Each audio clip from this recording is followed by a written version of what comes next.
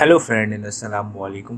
Welcome to my channel. ये MGT 401 की lecture series है, मॉड्यूल 4 है। आइए स्टार्ट करते हैं आज की वीडियो को। Accounting for current liability classification. जो IAS है वो करंट लायबिलिटी यानी कि मस्ट बी करंट और नॉन करंट एज सेपरेट। यानी जो IAS कह रहा है आपको, वो ये कह रहा है कि आपकी जो करंट लायबिलिटीज़ हैं और जो नॉन करंट लायबिलिटीज़ है उसको हमेशा डिफरेंट यानी हिस्सों में आप तोड़ दें। और करंट लायबिलिटी की क्या क्या शर्तें हो सकती हैं कि ये एक तो नॉर्मल बिजनेस साइकिल के अंदर हो, मतलब जैसे आप किसी से माल उधार पे ख़रीद रहे हैं, आगे माल उधार पे बेच रहे हैं, ये नॉर्मल बिजनेस साइकिल है। और जो इसका प्राइमरी पर्पस है वो ट्रेडिंग हो, जाहिर सी बात है, माल उधार पे बेचना और ख़रीदना। और ये जो सेटलमेंट है ये 12 महीनों के अंदर ही हो जाए रिपोर्टिंग पीरियड में। और फिर उसके बाद जाके the entity does not have unconditional right to default settlement, यानी कि जो डिफ़ॉल्ट नहीं करे 12 महीनों के अंदर जो है वो सारी सेटलमेंट हो जाए। इस तरीके से ऑफसेट ऑफसेट ये होता है कि जैसे मिसाल दे दिया है, आपको एक बंदे से 200 रुपये लेने थे और उसे आपने वापस करने थे 100 रुपये, तो आप 100 रुपये माइनस कर देंगे, ऑफसेट हो जाएगा। सही है। IAS इसको इतना पसंद नहीं करता अनलेस के ज़रूरत हो या परमिजिबल हो। तो ड्यूरिंग द ईयर क्या होगा, अब जैसे मिसाल दिया, current tax paid in advance, कितना आपने एडवांस पे कर दिया था, 2 लाख रुपए। इसी तरीके से और फिर पेबल आपका इसमें कितना था, 3 लाख रुपए पेबल था, तो 2 लाख रुपए तो आप एडवांस ही पे कर चुके थे, तो अब आपको सिर्फ 1 लाख रुपए ही पे करना है लीगली। अब accounting for current liability payee and amount known, यानी कि मतलब अमाउंट आपको पता है, जो जिसके अंदर क्या है, नोट पेबल है, डिविडेंड है, और अपना एडवांस फॉर कस्टमर्स है, कस्टमर से आपने एडवांस लिया, विद होल्डिंग टैक्स है या वैट है, वैल्यू एडेड टैक्स है, करंट पोर्शन है लॉन्ग टर्म डेब्ट का, ये सब है।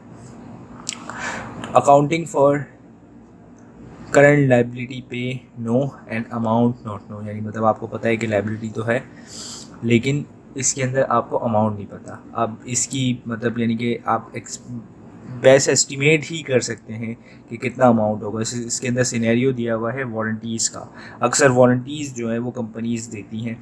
अब जैसे मिसाल दे दिया है कि EFF को है जो कर रही है क्या, entitled to replace the part of defective machine and return with valid proof of defect। ठीक है, अगर रिप्लेस करती है पार्ट को, अगर उसके पास प्रूफ मिल जाए कि भाई ये मसला है इसके अंदर, तो इसके अंदर क्या है, टोटल रिप्लेसमेंट कॉस्ट कितनी आती है, 1 मिलियन, यानी कि 10 लाख रुपए।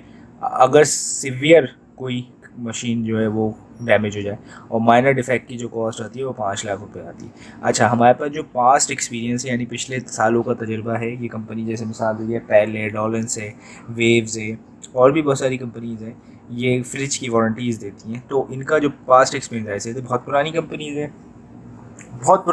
हैं, तो इनका जो है वो अपना ये है कि 10% तो जो कंपनीज़ हैं वो मेजर डिफेक्ट तो आता ही है, और 30% जो है वो माइनर डिफेक्ट आता है। तो अब रिजल्ट फॉर मेजर डिफेक्ट कितना है, 10%, यानी कि 10 लाख रुपए का 10% 1 लाख रुपए। ठीक है।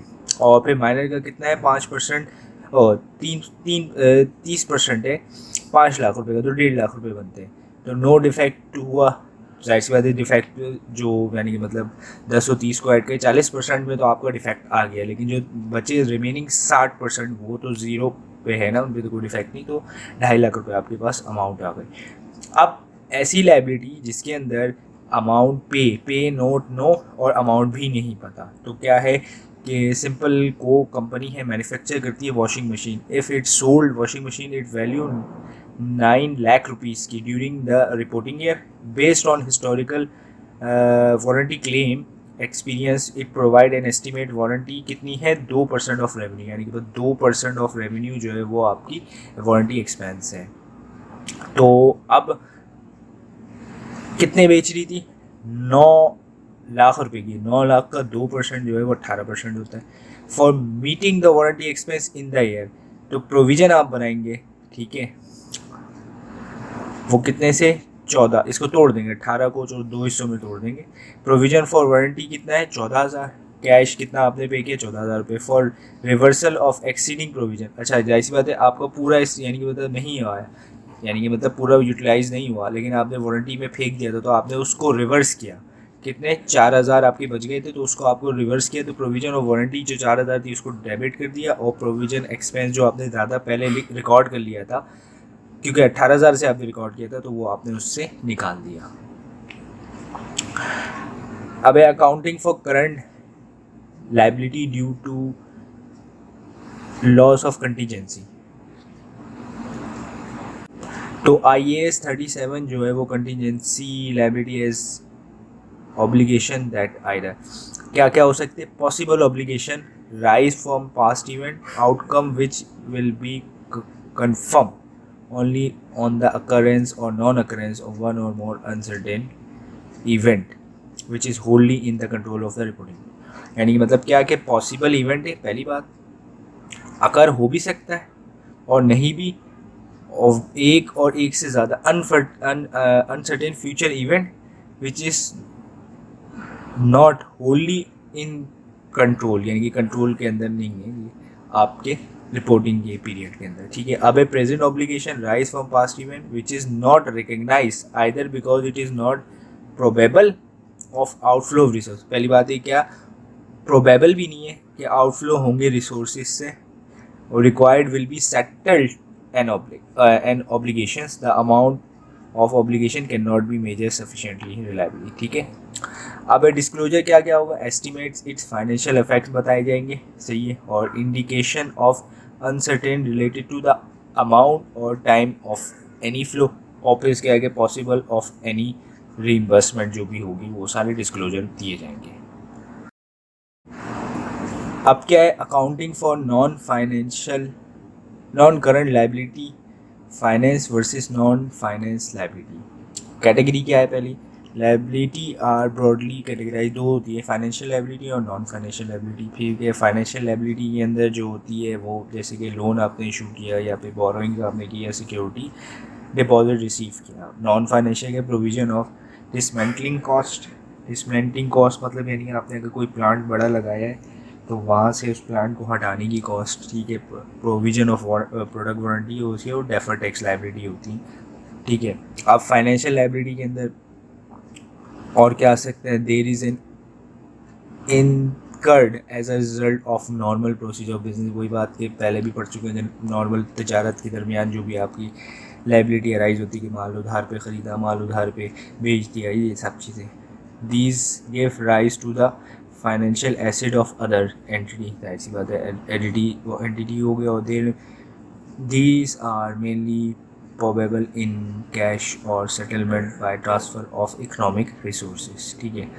और फिर इसके बाद है कि non financial, this does not give a rise financial asset of other entity, ठीक है। और फिर इसके बाद these are not payable in cash, ये कैश में भी नहीं पे की जाती, ऐसी बात है। प्रोविज़न अगर आप बनाएंगे तो उसको कैश थोड़ी पे कर रहे हैं अभी, वो तो जब होगा तब की बात है। Mainly settle by delivery of goods and services तभी होती हैं, और these are regarded as contingent liability which may or may not be occur। अब accounting for non current measurement क्या है, fair value of consider receive या फिर less cost if liability not classified, fair value जो है वो नहीं हो। तो सब्सिक्वेंट मेजर क्या होगा, एमोटाइजेशन कॉस्ट, और फिर उसके बाद जाके fair value through profit and loss. Amortization cost क्या है कि यूज़ है measure for, it is use to measure most of the financial liability at the amount of adjustment with difference of coupon और effective interest rate minus repayment of the principal. और क्या है, it is use to measure very few financial liabilities under which the difference between carrying amount or fair value in the SOPL either or gain or loss। अब amortization cost method क्या है कि use होता है mostly in financial amounts जो कि हम पढ़ चुके हैं, एडजस्टमेंट इन कूपन जो रेट होता है, मतलब यानी कि कूपन पे रेट मिलता है वो, और effective interest rate minus repayment of principal. अब coupon rate also known as state rate और nominal rate in which calculate the amount of interest जैसे कि मिसाल दिए 10% बॉन्ड पे मिल रहा है, लोन पे मिल रहा है, डिवेंचर्स पे मिल रहा है। It is calculated on fair value और आउटस्टैंडिंग ड्यूरिंग द ईयर।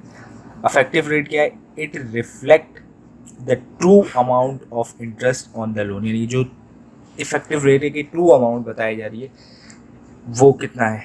और it category the compounding period during a payment plan, और it depict the true picture of financial payments, सही है। और it is the rate which future value equate the present value. Discounted cash flow के जरिए, यानी कि मतलब future value को प्रेजेंट वैल्यू के अंदर ला के किया जाता है। अब है accounting for current liability effective interest rate. तो उसके अंदर क्या होता है? रिफ्लेक्ट करता है कि true amount of interest in the amount payable, यानी कि कितना अमाउंट आपको पे करना है। It categorize compounding period during a plan payment plan, यानी कि जो पेमेंट प्लान आप बना रहे हैं उसके अंदर कैटेगराइज कर रहा है कि कितना कंपाउंडिंग पीरियड आपका आता है। इट ट्रू फाइनेंशियल पेमेंट्स जो यानी कि आपको करनी है वो, और फ्यूचर कैश फ्लोज जो है वो प्रेजेंट कैश फ्लो की तरफ आ जाते हैं। अब इसकी एक अफेक्टिव इंटरेस्ट रेट की एक एग्जांपल देख लेते हैं। सिंपल को जो है वो एक कंपनी है, वो लोन ले रही है बैंक से 1000 रुपये का, कितने साल के लिए? 3 साल के लिए, और रेट जो पर एनम रेट है वो 10% है। लोन रीपेमेंट होगा, मैच्योरिटी इक्वल कितनी होगी? 1200। Measure the amount to be present at the end of each reporting period 1, 2, 3 using effective interest rate. अच्छा, इसके अंदर करना क्या है कि आपको प्रेजेंट वैल्यू दी हुई है, फ्यूचर वैल्यू दी हुई है, ठीक है, लेकिन इंटरेस्ट रेट की जो वो वैल्यू है और एक वो भी दी हुई है। तो हम ट्रायल एंड एरर बेसिस पे चलेंगे और फिर देखते हैं कैसे होगा। अब ये हिट एंड ट्रायल मेथड के ज़रिए होगा।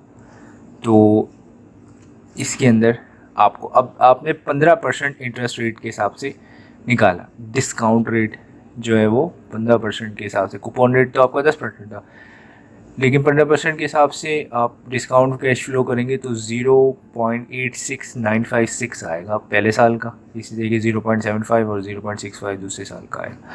अब पहले साल तो आप 100 रुपये दे रहे हैं, ठीक है, 100 रुपये है, दूसरे साल भी 100 रुपये। 100 रुपये कैसे आया कि प्रेजेंट वैल्यू 10 थी ना, तो 10 का 10% कूपन रेट कितना हुआ? 100 रुपये। तो उसको मल्टीप्लाई करेंगे तो 86.95, 75.61, और फिर इसके बाद के अब लास्ट ईयर के अंदर आप 12 ऐड कर देंगे। 12 ऐड कौन सा ऐड है? फ्यूचर कैश फ्लो, क्योंकि आपको डिस्काउंट निकालना है। तो फिर 854.76 आपके पास आएगा। तो टोटल आपके करेंगे तो 1017 रुपये आएंगे। इसी तरीके से आगे देखते हैं। अब आपने जो इंटरेस्ट रेट है वो आपने कर दिया 16%, मतलब वहाँ पर 15 था, 16 था। 16 के हिसाब से आपने निकाला तो 0.86 आया, 0.74 आया, 0.64 आया। तो अब इसको वही 100 से मल्टीप्लाई करेंगे। 100 से क्यों कर रहे हैं? तो इस तरीके से आपके पास आंसर आ गया 1993.38 आपके पास आ गया। तो अब इसके अंदर हमने 2 इंटरेस्ट रेट जो हैं वो इस्तेमाल किए, ठीक है। तो अब 17 जो मतलब यानी कि डिफरेंस जो आ रहा है इधर 24 का, because of 1% interest rate, how much rate should be increase to reduce the present value of 17। तो आपने 100 में 1000 में से 117 माइनस कर दिया, तो ये आ गया आपके पास, जैसे 17 आ गया तो उसको डिवाइड कर दिया 1/24 से, तो 0.71% आपके पास आ गया, और उसको प्लस कर दिया 15 से, तो ये आपके पास जो है 15.71 जो है वो आपके पास, एक तरीके से समझ लें आपके पास वो रेट आ गया जो आपको मतलब दरकार था। लेकिन इसके अंदर उसी तरीके से मेथड के ज़रिए सारे कैश फ्लोज निकाले गए हैं, तो आपका आंसर जो है वो 1000 ही आ रहा है। और देख सकते हैं इसमें यही है कि इफेक्टिव रेट जो आपका होगा सिनेरियो के अंदर वो 15.71 ही होगा।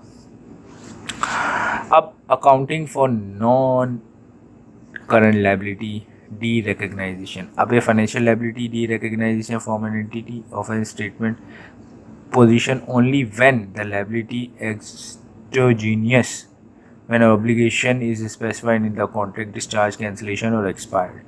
3 तरीक़ों से हो सकती है, या तो डिस्चार्ज हो जाए, कैंसिल हो जाए या फिर एक्सपायर्ड हो जाए. Difference between the carrying value of financial liability part exogenous the consider paid कितना है, including value of non cash consider liability assume कितना है प्रॉफिट. तो लायबिलिटी कितनी है 1000 और कैश कितना है आपके पास 950 और फिर उसके बाद जाके डिस्काउंट कितना है 50 रुपये. मैं उम्मीद करता हूँ आपको ये वीडियो हेल्प करेगी आपकी एग्जामिनेशन प्रिपरेशन में. Thank you for watching this video. अल्लाह हाफिज़.